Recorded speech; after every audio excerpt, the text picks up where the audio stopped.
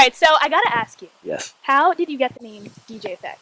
It's actually an ironic story. It's not too ironic, but originally when I first started, when I was coming up in Miami, I used to go by my government name, which was Ari. So I was DJ Ari.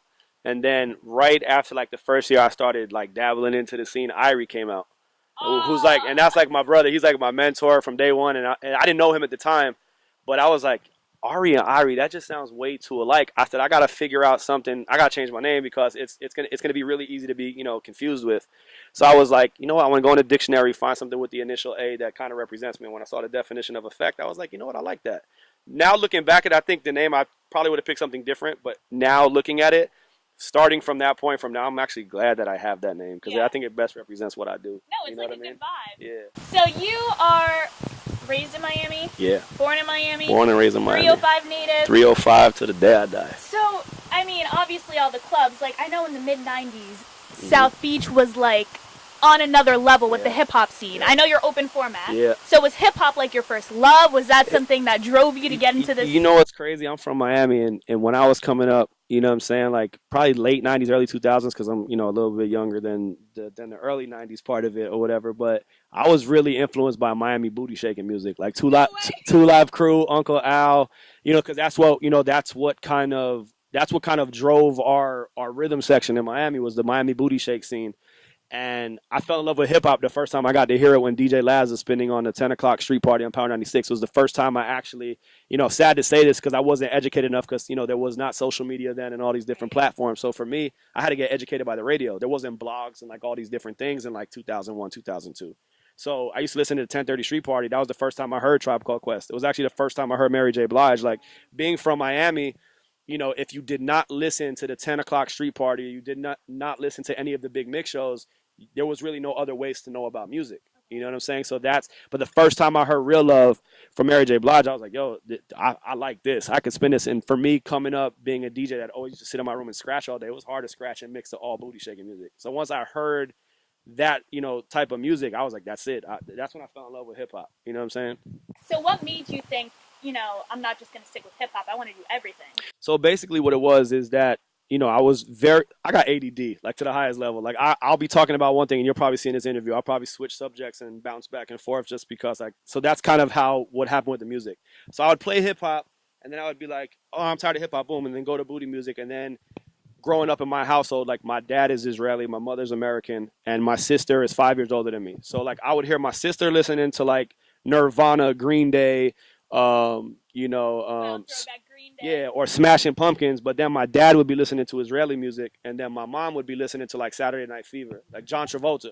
So like hearing, like I looked at it as like I'm living in an open format household. How can I apply this to DJing? And that was like the first time I tried it out. People were looking at me like I had 10 heads. But then like 5 weeks later, it was like the new cool thing. And guys like AM and DJ Vice and all those guys from the West Coast that opened that door for us to really, show it on a worldwide level. I followed that. And, to me, AM was a pioneer and an innovator, and he really created the door and the platform for me as an open format DJ to be able to do what I do. Right. You know what I'm saying? So, I mean, when you were first coming up, what were like some of the first clubs you were DJing? The first club I played at was called Club Cream on South Beach. It was on 6th Street. And my boy, he's actually still DJing now, Rob De Niro, shouts to him. He gave me my first break. You know what I'm saying?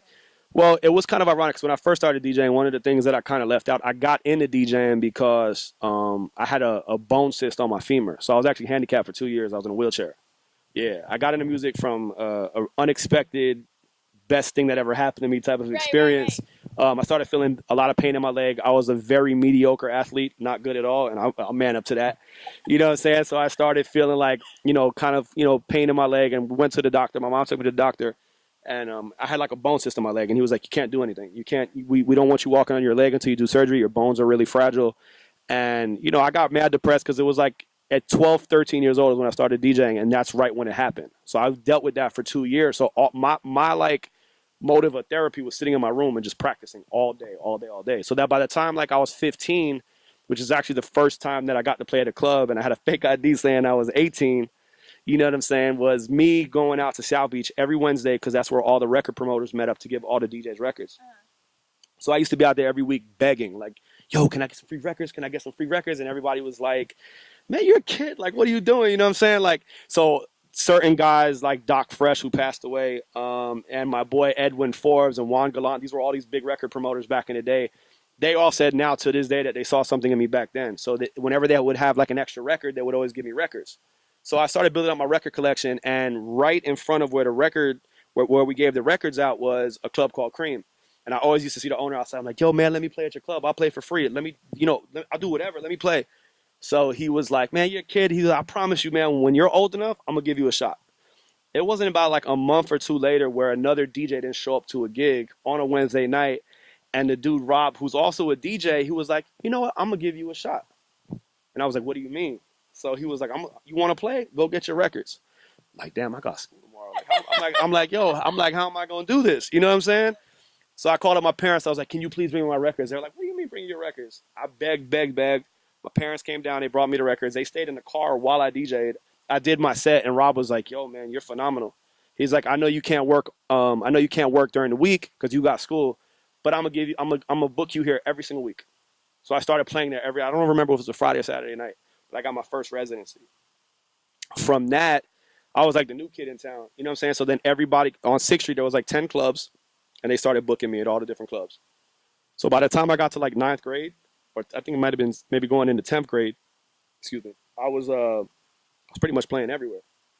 And it was kind of ironic because at the same time I was like a marching band dork in high school. So I was doing my high school thing, and they literally got to the point by the time I was a senior in high school, my teachers were like, "Yo, can you put me on the guest list?"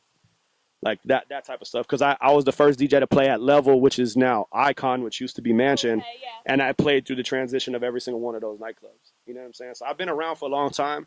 And if people don't know me, they probably think I'm 100 years old because of how long I've been in this game. But really, I just started really, really young, So it's kind of just like an ironic growth and the ups and downs and, a lot of stuff like that. Now, South Beach has, like, the hottest clubs. Right. So, I wouldn't say what's your favorite because you probably love all of them. But what's, like, a club that really changed the game for you? See, there's different levels of changing the game. Like there's that level of changing the game where it's like what the people's perception is. Like I know that when I started playing at Live and I started playing at a lot of the big room clubs on the beach, it was impacted for me to have national brand recognition. But it wasn't for me culturally, and coming from Miami and doing what I do now up until now is I played a really small, like at one point you could say maybe like a hole in the wall type of joint, which is in Wynwood at this spot called Brick. And for me, it was kind of impacted because it was the first time I was able to do what I wanted to do. It wasn't like, and no disrespect to any of these clubs because I love y'all and I work for y'all on a regular basis, but there is that level of like how many times in a night can you play a certain song for a certain table? Like when it's 1:30 and between 1:30 and 2:30, every 10 minutes is like, this guy's buying a bottle, play Panda. This guy was buying a bottle now, so can you play Panda again?